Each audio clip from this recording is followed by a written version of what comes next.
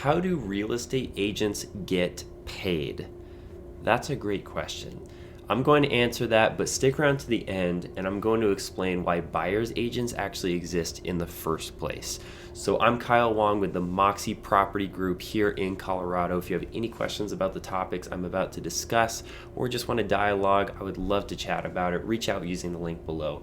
So, this is going to be a good one. Let's just get right into it. So first and foremost, real estate agent commissions are always negotiable. I think a lot of times you hear the word standard or typical practice or this is what we've set. First of all, that's illegal. It's been illegal actually for a long time. You cannot, by any sense of the word, set standard commission prices. And the reason why is because you actually have a contract with your client, and that is where the terms are set. So for example, if you as a homeowner come to me to list your house, it is 100% negotiable. And the thing is, everybody talks about what's typical, right? So a lot of times you'll see what's called a success fee, as in you close on a house, you get a percentage of the house closing. Pretty straightforward. But honestly, you can set anything that you want. You can pay them $1,000. You can pay them $50,000. You can pay them an hourly rate. You can pay them a success fee. That is all laid out in the contract that you agree upon. It's always been that way. Well, I shouldn't say it's always been that way, but as long as I've been around, probably as long as you've been around, that is how contracts have been written. For your protection, actually. And same with buyers, right? If a buyer comes to me and says, hey, I want to buy a house, typically they don't have to pay out of pocket because the success fee from the listing agent comes to me. I'll go more into that in a second. But you could also set up just like a lawyer, just like an accountant. Hey, pay me a flat rate, or pay me hourly, or a retainer fee, or whatever. So there's that, okay? Next, let's just go into how I guess actually the law views real estate agents. So we are legally licensed in any state to perform and represent our clients, right? So legally we represent another entity and perform limited law on behalf of our clients within our legal bounds. And so what that means is we're not just people doing, again, there are a lot of bad people out there doing really bad work, and so I'm not even going to speak to that. But we're not people just throwing out shady things, hey, sign here, do this. It's both for your protection and for ours, because there are a lot of clients who want to bend the rules, or maybe don't even know the laws that get both them and us in trouble. So that's why it's so important to have things written and signed. So next up, I've got my list of everything here because this is a topic I'm passionate about. And I guess I should say this. Look, as a real estate agent, obviously I have a vested interest in this, but it's not about the money or a bias for me. The reason I say this and I share this is because if a family member were to ask me or to watch this, I want them to have an accurate representation of me as an individual, but also us as an industry, because it's something that we should be proud of. It's something that we work very hard for and on, and I think it should be accurately portrayed. I was just doing research for this video topic, actually, reading about all of the different ways that people have explained real estate commissions, or explained how they happen, or even explaining the real estate transaction, who clearly have never been in the industry and maybe have had a bad experience or not, or people that just wanted to write an article and get a lot of views on it. But it's really a shame because a lot of it is either skewed or simply inaccurate. And so I want to address as much of that as I can. So how real estate agents actually get paid. And I will say most of the time. So what is typical, right? What happens most frequently, as I was saying earlier, is, let me just say this one more time. You can get paid any way that you want, any way that you and your client agree upon, okay? So you as a real estate agent, again, whether you are listing your house or you are going to buy a house, the agreement that you sign, that you work out with your agent, that lists out how you are going to get paid, what they will get paid, when, all of those different things that you sign. So if you ever say commissions are set, why don't you look at what you're signing and then tell me how set they are? If you don't like the terms, don't sign it. But also work with real estate agents who will discuss that with you, who know what they're talking about, who actually care enough to go through it with you, okay? So what is typical is, like I said earlier, you as the listing agent, you have a homeowner that comes to you and says, hey, Mr. Listing Agent, I want to sell my house with you. What are you going to do? So you could do an hourly rate, you could do a flat fee of whatever you want, but most often they do what is called a co-op compensation or a success fee, if you will. And they say, hey, Mr. and Mrs. Seller, I will sell your house and I will sell it for a certain percentage upon selling, right? So meaning as soon as it closes, I get a certain percentage of the close price, okay? So when that happens, the transaction closes and then you get your commission as the real estate agent. And that is completely between you and your client, right? You agree upon a certain percentage, and within that contract, you can specify where those funds are going to go. And the reason why that's important is because when you list a house, part of the advertising is actually to buyers agents to attract them and say, hey, I'm going to pay you a certain percentage of my commission that I've agreed to take on from my client to you as a success fee or a co-op compensation, right? Cooperative compensation. And so that is what's so attractive to buyer's agents, right? They see the commission that is being offered on a home, and that is sort of their reward. That is their success fee for bringing or procuring a ready and able buyer. And so what that means is the commission from the listing agent goes to the buyer's agent as a success fee, and so often buyers do not have to pay anything out of pocket for their representation. And I'm going to go into that structure because that might be a little bit confusing, but I'm going to go in depth into that structure in a minute here. But again, I always say it's kind of like a finder's fee, right? So you as the listing agent have a product that you're selling for a client. You agree on a payment from your client. And what you do then is you advertise a finder's fee is what I like to call it, really.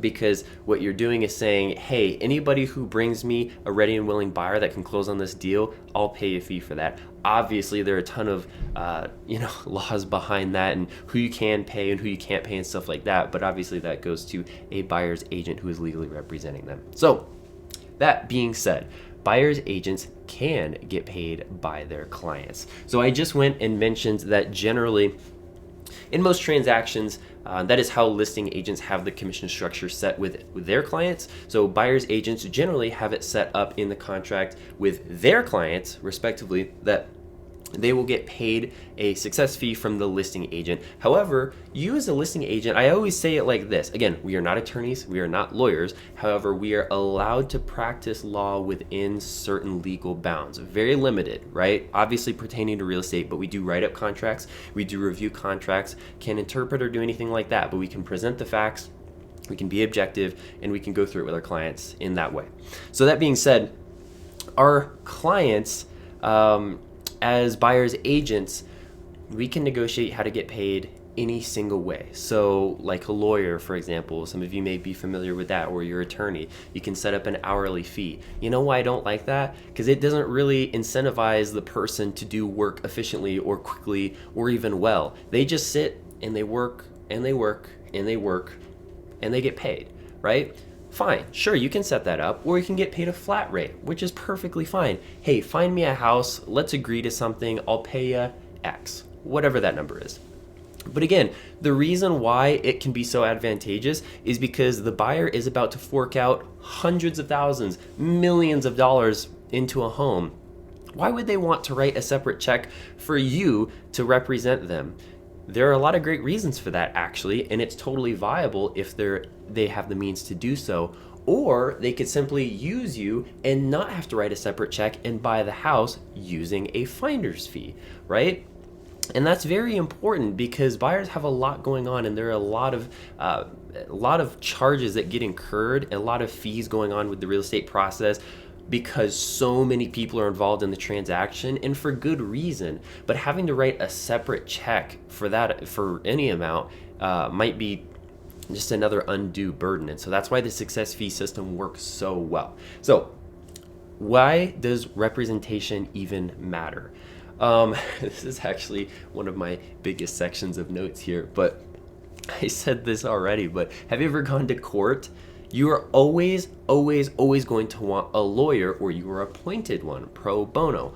Why? Because our legal system knows the importance of it. You generally do not know laws. You usually do not know the implications of the decisions that you're making in this particular matter. And that's generally true for real estate. I mean, if it were, you would be in the real estate industry. But here's the other thing. Your agent acts on your behalf as a fiduciary. And what that means is, it's a fancy legal word, meaning they represent you and they have to put your well-being, your everything before them. Right? They cannot put themselves or their wants or needs before yours. That's what it means to act on your behalf as your legal representation in a way, right? Just like an attorney. Okay?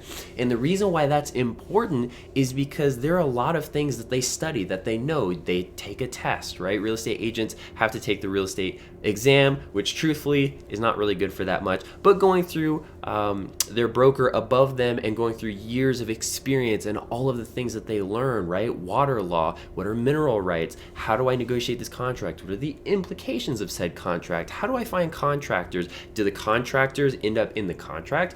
All of the little things that go into it, none of it's rocket science, right? It's simply reading documents and making sure that everything is accounted for. But there are so many moving parts that it's easy to miss as somebody who's not actively in the industry. And then also keeping up to date with the laws that change, I want to say weekly, but it's very frequently, okay? Every single year we have a brand new contract that comes out, edited, updated, things are moved around, things are removed, things are added, right? But it's getting longer and longer. And so having somebody that knows how to, having your title, right? Your deed of trust, your title, promissory note, mortgage, all of the things that go into this. How does insurance even get worked into your mortgage?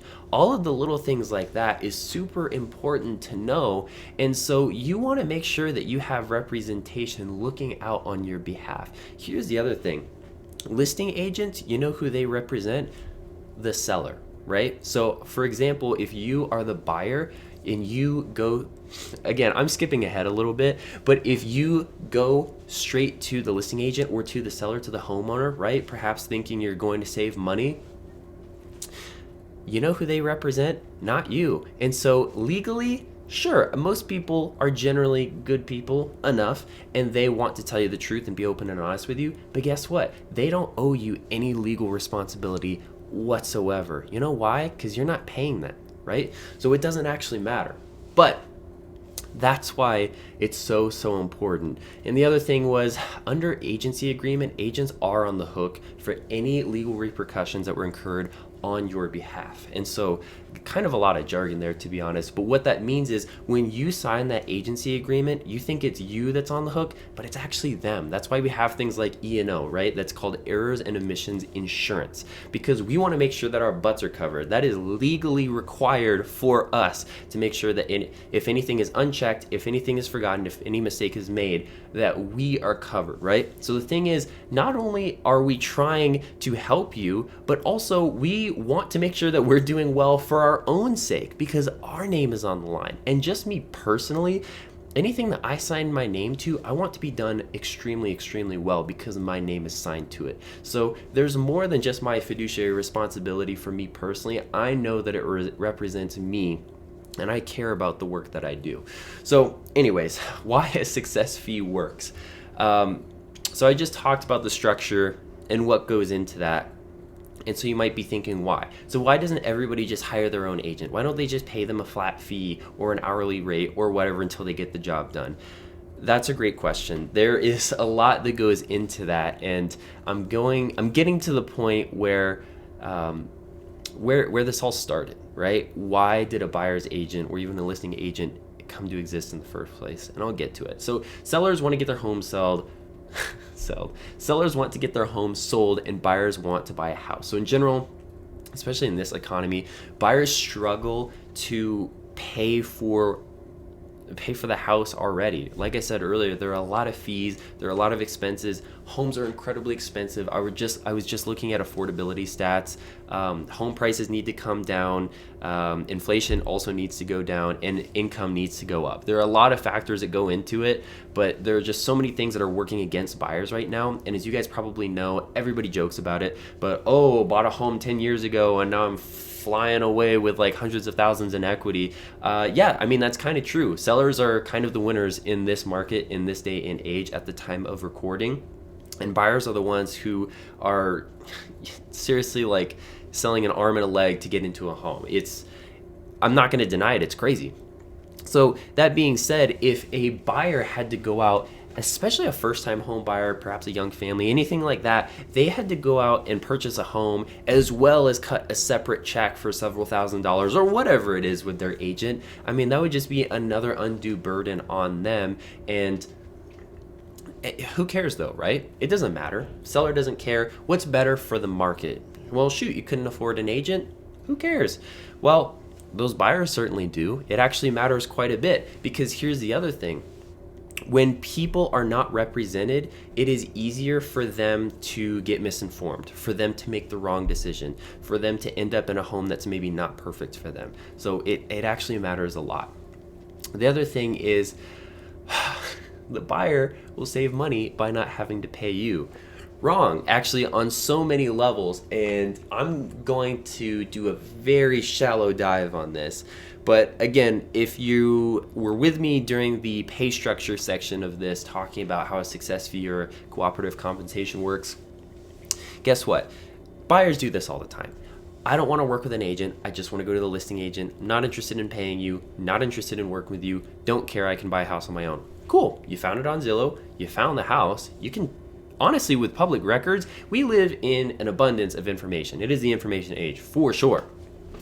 Go find the house. Go find all the details. You can find the county records. You can do a lot of things just on public records. Go down to the county assessor. You can even find the seller's house via public records. Call them up directly. Although there are actually laws about that, so we'll talk more about it. But sure, get in touch with the listing agent, whatever you want to do. Cut out the middleman, if you will. So when you do that as the buyer, and you go in unrepresented and you say, hey, Mr. and Mrs. Seller, Mr. Listing Agent, whatever, I like the house, I want to buy it, I'll give you an offer, but since I'm not bringing an agent, I'm saving money, right? No, actually, you're saving them money, and here's why. So remember how I said earlier, the listing agent and the sellers already agreed upon a price when they listed the house, and that money goes from the sellers to the listing agent? Well, guess what? The listing agent is the one who works with the buyer's agent to share their commission. So guess what? You know who just made more money? The listing agent. But sometimes listing agents are generous, right? Or the sellers work out an agreement with them and they say, cool, you know what? If you bring the buyer and we don't have a listing agent, then I'm just gonna charge you less, right? So I'll just get less money as the listing agent and you get to have more of the proceeds when we sell. Great. So now, not only, maybe it doesn't work. Listing agent doesn't keep the money, but now the seller makes the money. But let's say they go one step further, right? Step 3, and you as the buyer go to them and you say, hey, will you reduce the purchase price if we, if we cut out the buyer's agent and all that money doesn't go to your agent, doesn't go to you, you give it to me? Sure. They would have to be very generous to do so. I'm not saying that could not happen, but you'd have to be very convincing. And in this market, probably not going to happen. So, because essentially you're going to them and saying, hey, I'm not going to do anything or bring anything to you. I don't want your agent to have it. I don't want you to have it. I want you to give me the money. Okay, cool. Good. Sure. Let's say they end up doing that. They reduce the sales price of the home, the amount of the commission, whatever that is, and then they sell you the house. If you are a cash buyer and you can afford that, great. That is, you saved yourself however much money that was. If you're not and you got a mortgage, you finance the house, you have saved yourself a very negligible amount, because if you actually put in the purchase price, and then adjusted the payments for whatever that is, yeah, that accounts for something, but it's very minimal. And the reason why I say it's minimal and I'm not putting a lot of value on that is because you just bought a house now unrepresented. And what that means is the seller, the buyer, the listing agent, nobody owed a duty to you. So they could have done anything, said anything perfectly legally. And here's why: because they do not owe you anything. There is nothing in writing. You don't have an agent representing you, finding out these things for you.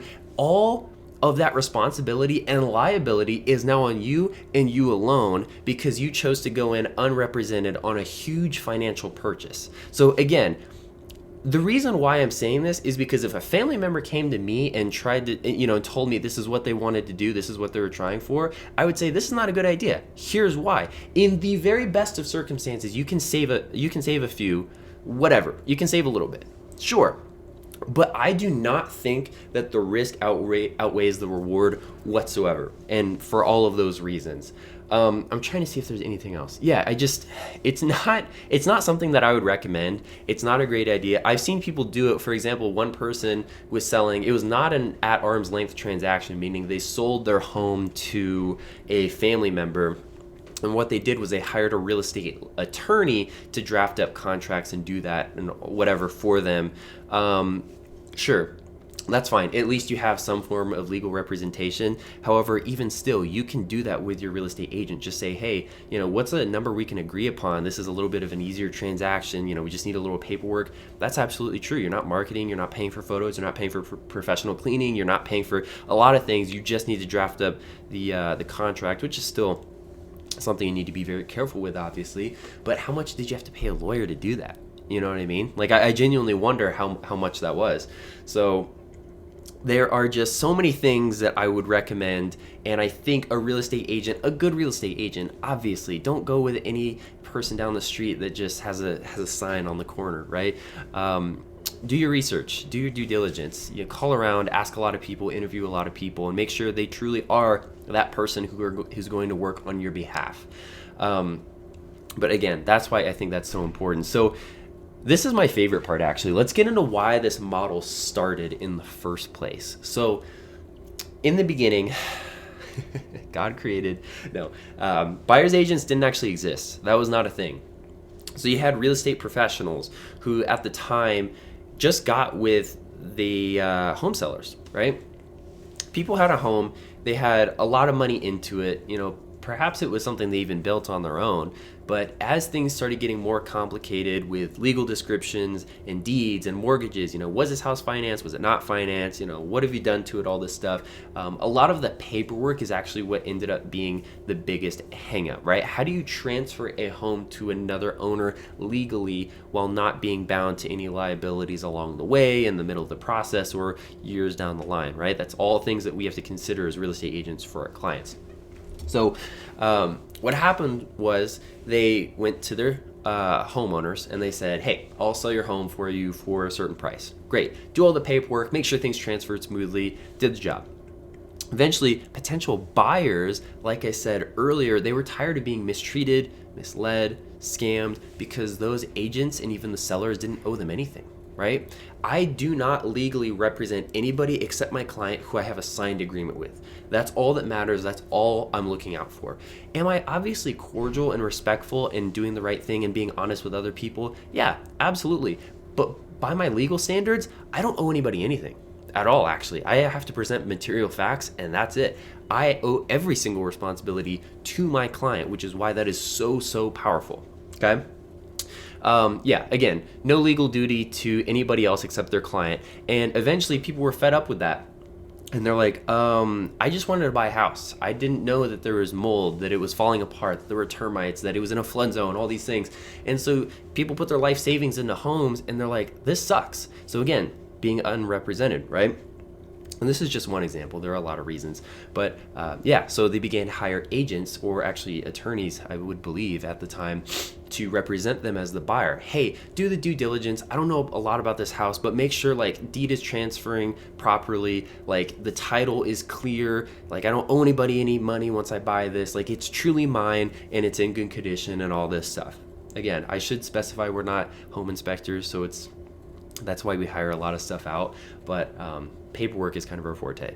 But yeah, then eventually listing agents caught on to these buyer agents that were representing the buyers, and they said, wait, this is actually a great opportunity. There's so many buyers out there that are being represented by good agents. And before the MLS, the multiple listing service, or the internet, people had to drive around. People had to find houses. People had to call homeowners. And before phones, they had to see, hey, do you like this house? Cool, let's go knock on the front door and see. So you know what they did? They partnered with these professionals. Partnered is kind of a loose term, but they would reach out and they would advertise, hey, I've got a listing, right? Mr. Listing Agent here. I've got an amazing listing. You guys, with all those clients that I'm in touch with, I'm going to offer you half of my, or whatever the number is, a portion of my commission as a cooperative success fee, or a cooperative commission, or a finder's fee, so that when you bring me, you procure a ready and able buyer to purchase this home. We'll do the paperwork, we'll take care of everything, but I will make sure to get you paid for bringing them to me. Thus, the success fee began. So anyways, naturally they started to advertise, to other buyers agents, and to say, hey, I'm going to offer this to you. This is we want to get this house sold. And so they did whatever they could to do that. So that's how it started. That's why it's important. It's a really big topic with a lot of depth and nuance and so many things.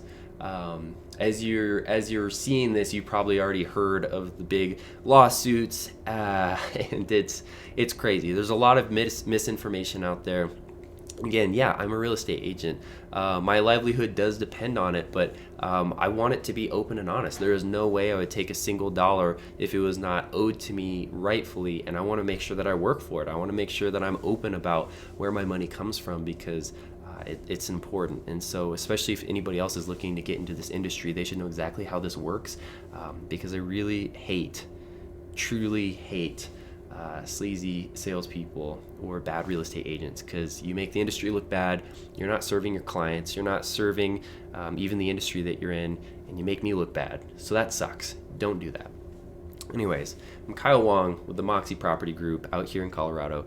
Again, big topic. I would love to dialogue about it, though. If you have any questions, if you oppose, if you support, whatever, reach out to me using the link below. But thank you for joining in.